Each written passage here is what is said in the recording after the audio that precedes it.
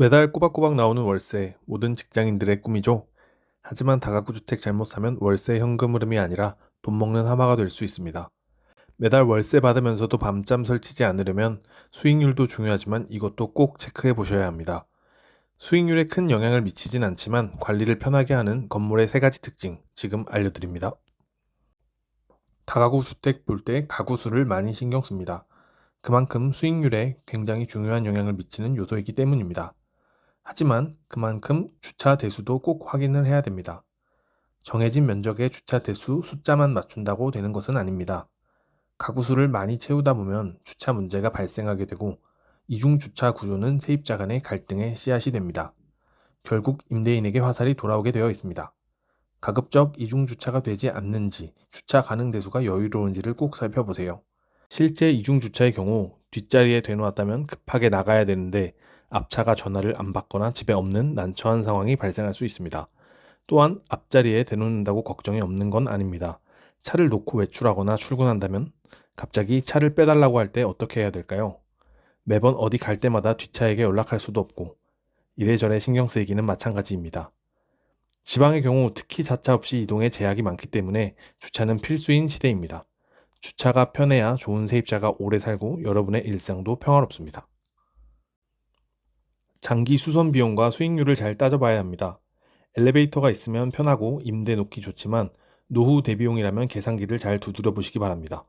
승강기는 매달 점검비가 나가고 15년에서 20년이 지나면 수리 비용으로 수백에서 수천만 원이 들 수 있습니다.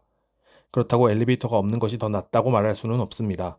실제로 임대와 매도 시 엘리베이터가 있는 매물이 훨씬 유리한 것은 사실입니다. 제가 말씀드리고 싶은 부분은 주변과 비교해 보는 게 꼭 필요하다는 뜻입니다. 대부분 건물에 엘리베이터가 있는 지역이라면 엘리베이터가 필수이지만 임대 시에 큰 장점이 아닐 수도 있습니다.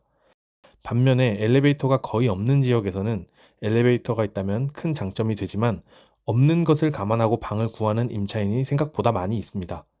두 지역을 비교했을 때 임대료 차이가 많이 나는지, 매매 가격의 차이가 많이 나는지를 비교해 보면 좋습니다. 예를 들어 엘리베이터가 많은 지역이라 크게 장점이 없는 건물은 매매가가 13억 정도 된다고 가정하고 엘리베이터가 없는 지역의 원룸 건물은 8억 정도 나와 있다면 매매가 차이는 5억이지만 임대료 차이가 생각보다 크지 않을 수 있습니다.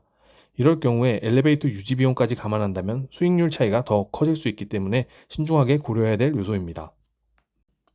우선 지역이나 건물마다 수도세를 처리하는 방식이 조금씩 다릅니다. 각 세대별로 내는 지역이 일반적이며 n분의 1로 내거나 인당 만원씩 청구하는 경우도 있습니다. 월세 및 관리비에 포함되어 임대인이 한 번에 낼 수도 있습니다.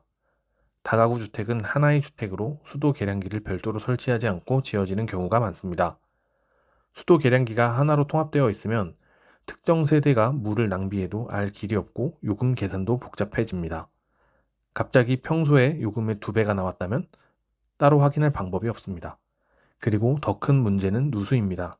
세대별로 계량기가 나누어져 있으면 어디서 물이 샜는지 바로 알 수 있어서 수리비나 시간이 적게 듭니다.